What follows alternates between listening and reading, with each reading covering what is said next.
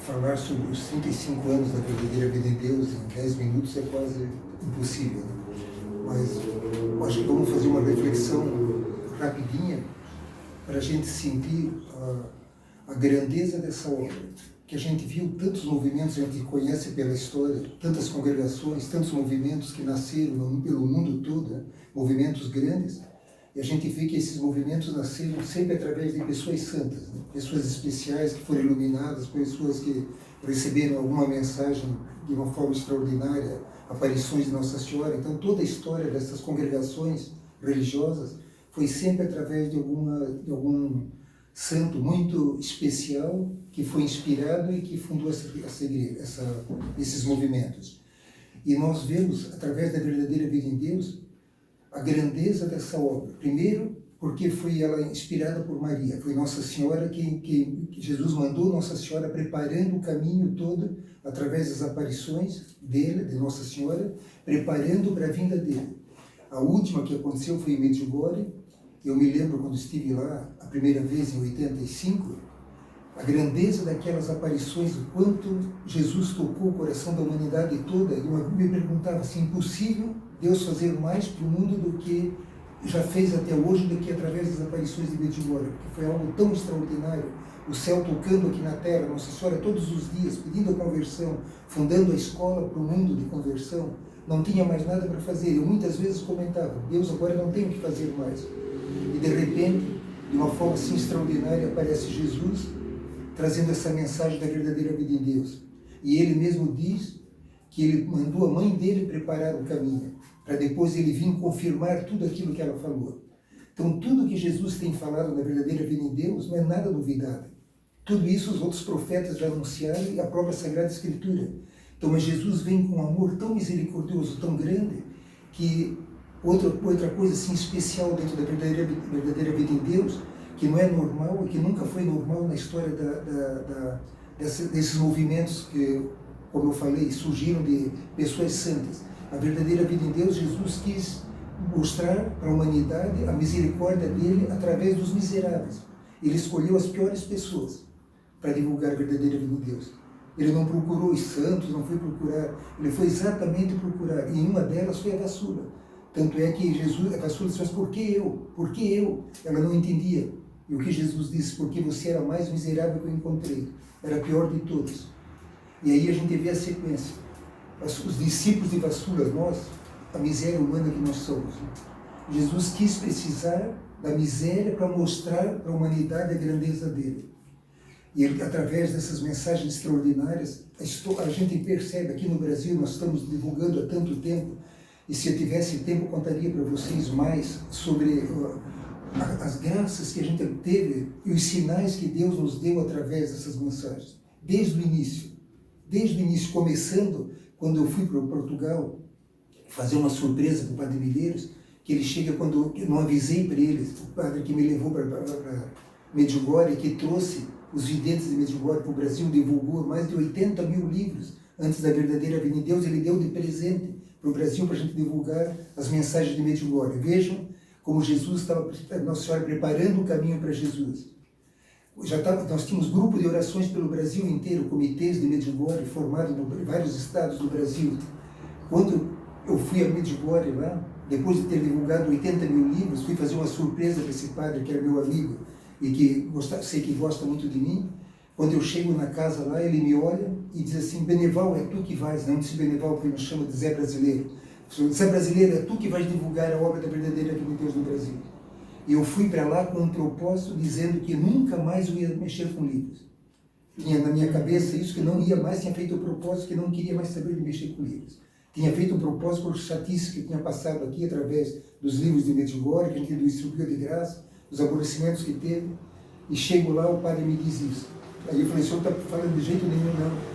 E ele pega e me fala da verdadeira vida em Deus. E eu, se você lê, mas não quero saber, porque eu via nas revistas já a história da verdadeira vida em Deus, eu não me identificava com nada da verdadeira vida em Deus.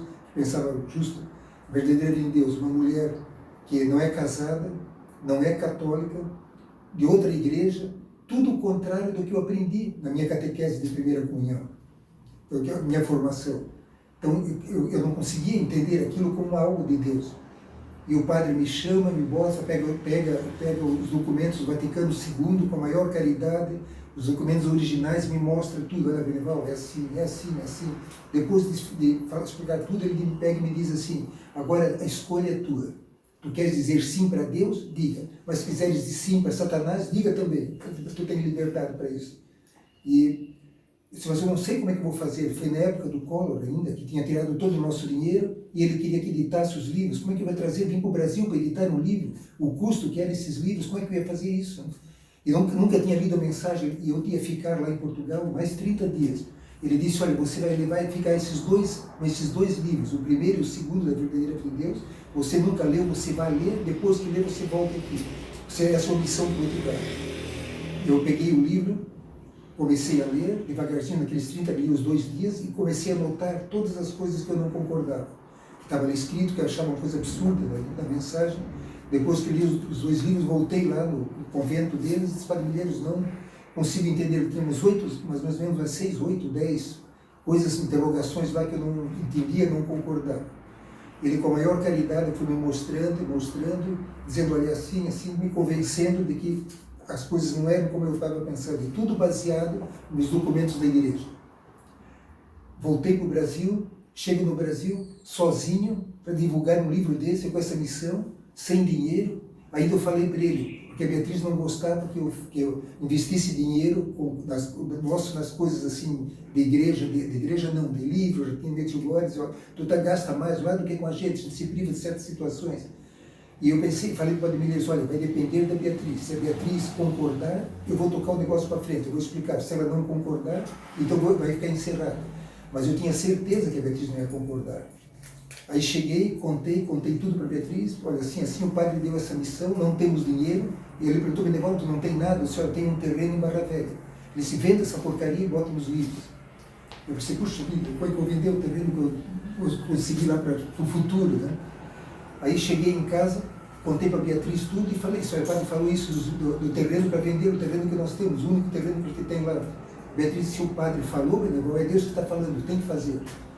Já foi um tapa assim que me deu, que eu pensei: não, a coisa é diferente. E ali comecei a procurar, pesquisar, mas não conhecia nada. Como é que eu vou divulgar uma coisa que no Brasil ninguém conhece? Fazia 4 anos que a Basula estava recebendo as mensagens aqui, ninguém conhecia. Aí numa dessas eu entrava em contato sempre com Porto Alegre, com a Marina em São Paulo, que tinha um comitê de Rainha da Paz, com a Helena em Brasília, temos em Manaus, tinha em Recife, tínhamos vários contatos que divulgavam os livros de Nossa Senhora Rainha da Paz, Medjugorje. Aí numa dessas, quando falei para um, para outro, ninguém conhecia, mas se o padre falou, se tu divulgar, eu assumo, eu pego 50 livros, então eu fico 100 livros, vamos tentar. Aí uma conversa com a Marina, eu falei: Marina, eu tenho uma missão aqui, estou tentando divulgar um livro. Mas que livro que é? O Padre Medeiros me deu, uma mística aí, ela é grega, uma grega que vive na Suíça. Eu falei: não acredito que tu está falando da vassoura. Disse: sim, é da vassoura. Meu Deus do céu, não acredito uma coisa dessa. Eu estou rezando todo o tempo, pedindo para Deus, porque eu conheci as mensagens através do livro que eu recebi, 2 livros, o primeiro e o segundo, eu recebi na Inglaterra, o livro em inglês.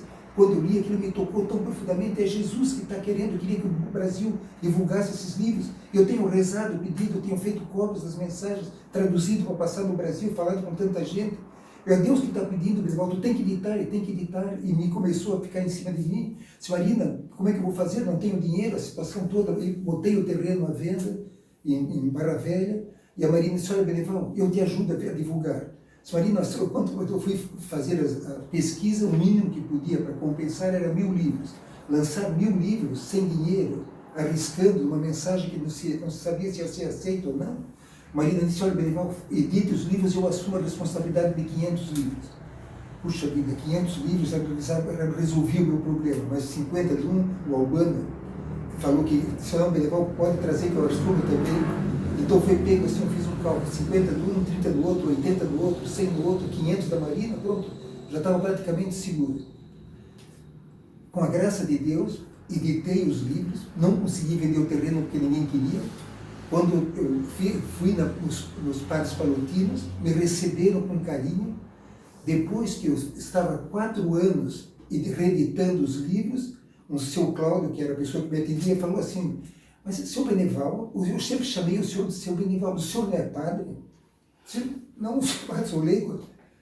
Não acredito. Nós confiamos pensando que o senhor era padre, por isso que a gente fez os livros, a prestação, sem dar entrada, sem nada. Você achou que eu com cara de padre e confiou e editou os livros. Então vejam os sinais que Deus dá, como a misericórdia dele, como ele queria essa obra. Do nada, a gente editou o primeiro volume, a Marina conhecia, ajudou tremendamente, lá a Palote foram sempre comigo, impecáveis, eu podia atrasar, não tinha problema, conversava antes, não me cobravam juros, fizeram os livros sem dar entrada, coisa que nenhuma editora pesquisei no Brasil inteiro, todos exigiam 50% de sinal, quando entregasse o livro, o resto do pagamento. A Palote fez, entregou para eu pagar 30 dias, 60 dias, 90 dias. Quando chegou a primeira prestação, que eu pagava os 30 dias, eu já tinha dinheiro para pagar o terceiro, eu paguei todas. No primeiro, e já reeditei o primeiro livro, já reeditei o segundo, e impressionante porque eu sempre com dúvidas e com medo tremendo, porque a gente, quando começou aqui, foi acolhida de uma forma maravilhosa pela grande maioria, mas teve muita perseguição, muitos padres contra, e bispos, então comentários por trás, gente criticando, e eu tinha um medo tremendo, e eu comecei, quando eu fui editar o terceiro livro, comecei a ter uma guerra, eu nunca contei isso para ninguém, um sofrimento espiritual tão grande, um medo tão grande, porque eu fiquei acreditando que eu ia ser expulso da igreja. Então pus na minha cabeça que um bispo ia me pôr para fora da igreja, que eu estava fazendo uma coisa errada, e que não era possível, eu estava editando isso, que eu podia estar fazendo um mal muito grande, que ia ser desmascarado, porque ia ser uma coisa falsa, e fiquei com uma dúvida e fui para Porto Alegre editar esse terceiro volume. Fui para Porto Alegre sem ter, daí nessa fase eu não tinha dinheiro. Eu ia de noite, pegava um ônibus, ia à noite, dormia no ônibus, chegava lá, falava com o seu Cláudio e tal, fazia todo o programa lá na Palote, e no mesmo dia seguinte, à noite, já pegava o ônibus de volta, ficava 2 noites viajando. E eu, quando cheguei em casa, eu cheguei, era 4h30 da manhã. Aí a atriz ficava com as crianças no quarto trancado, e eu ficava, quando viajava, porque eles tinham medo, aí eu ficava ia para o quarto de hóspede e dormia sozinho. Eu cheguei em casa 4h30, 4 horas da manhã, assim, mas uma angústia, assim, meu Deus, como que vai ser isso agora, esses livros, se eu divulgar esse livro? Parecia assim que eu estava entrando num barco, furado, num desespero. Eu fui dormir, fechei, quando eu estava dormindo, eu senti o demônio pegar no meu pé e torcer, mas torceu mesmo, eu senti dor, puxou. Eu fiquei pensando que tinha alguém embaixo da cama, parece que tinha alguém brincando, achou que eu fiquei primeiro, puxei o pé, pulei, acendi a luz, olhei e não tinha ninguém. Mas que coisa esquisita, meu Deus, será que eu estava dormindo? Apaguei a luz, deitei outra vez, e aquilo na minha cabeça, que esses livros estavam, que eu não podia divulgar esse livro, não podia divulgar. Deitei, outra vez apaguei a luz, e fiquei, de repente, alguém pegou no meu pé e começou a me fazer girar. Desse jeito, eu ficava me segurando na cama, parecia que eu ia chorar, contra a parede, assim, eu sentia alguém me torcendo assim, fazendo assim.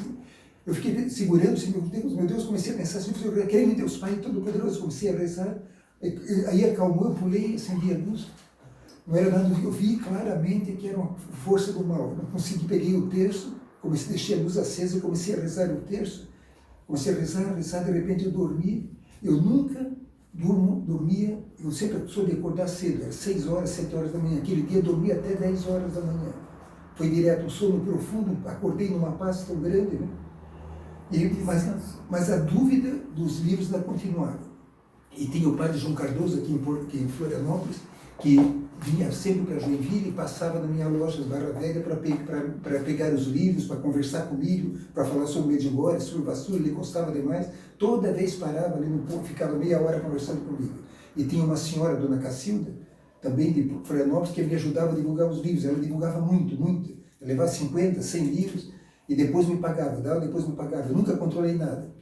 E eu, naquela dúvida, depois fui para Barra Velha trabalhar, e no dia seguinte eu tinha uma duplicata para pagar.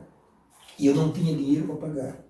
E eu tinha todo o dinheiro da Verdadeira Vinda de Deus separado, dava uma bolsa com envelope, vinha pegar o livro e botava o dinheiro ali. As pessoas pagavam, tinham tudo separado. E naquele dia eu tinha feito o levantamento, faltava, não sei mais dizer o valor, mas em torno assim, mas eram R$ 1.870, mais ou menos assim. vamos chutar isso aqui.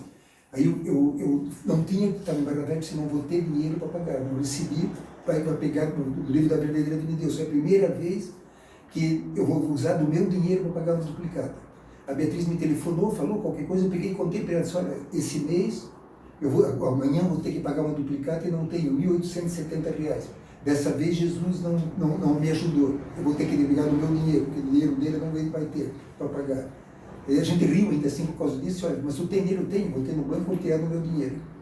Pronto, ficou aquela conversa assim de brincadeira, mas não foi nada de cobrança, assim, nada, mas foi aquilo que eu... Aí nisso chegou o padre João Cardoso, nesse mesmo dia, veio de Florianópolis, conversando, ele ficou controle, ele trouxe uns crucifixos de presente, ele entrou no carro para ir embora. Quando estava embarcando no carro, ele disse, Beneval, eu esqueci uma coisa, a dona Cacilda mandou um envelope para ti aqui. Aí eu peguei o envelope, botei no meu bolso, ela conversamos um pouquinho, e esqueci do envelope no bolso.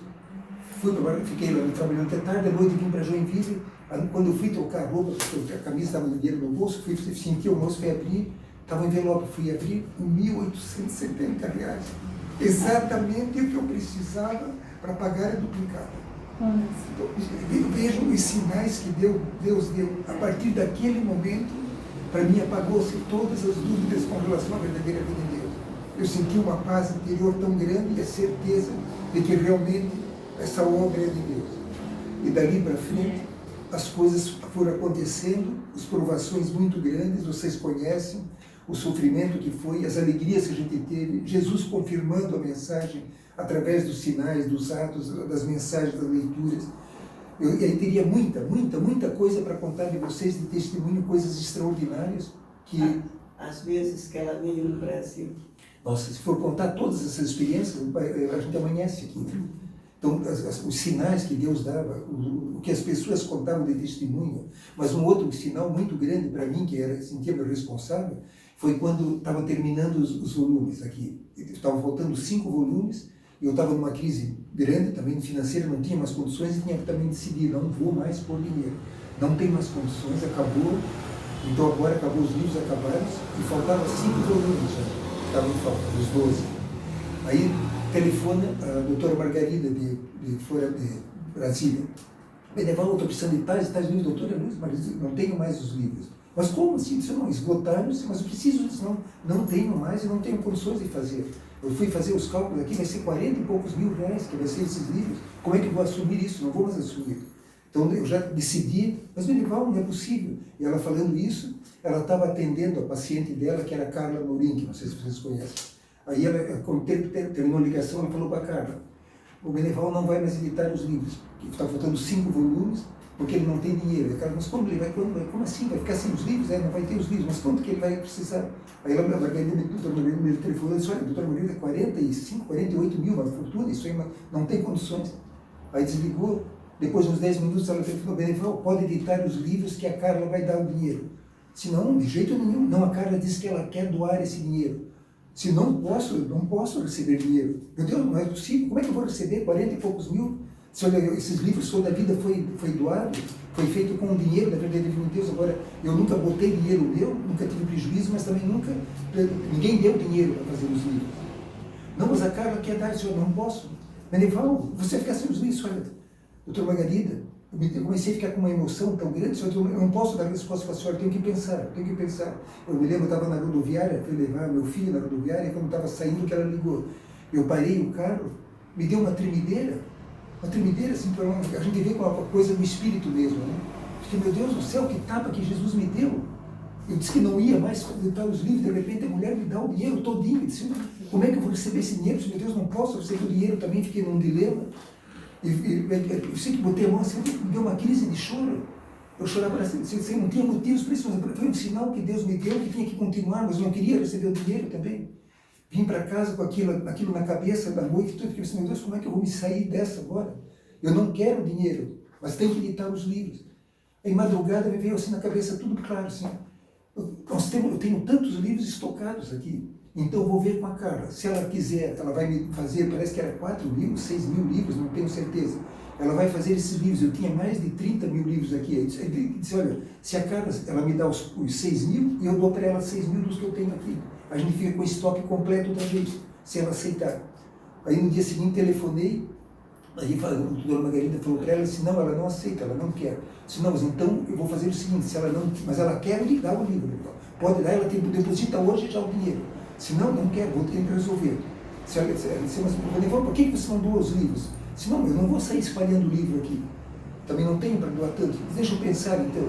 Aí me lembrei, tem os grupos, todos eu comecei a oferecer para as pessoas. Aí a Paulina pegou uma parte, o João pegou outra, aí a Marina pegou outra, aí fui doando para Brasília, mandei para Porto Alegre, aí fui anotando, cada um pegou, eu distribuí os 6 mil livros, ficamos um pouco guardados, nem sei se tem ainda, acho que nem tem mais, né?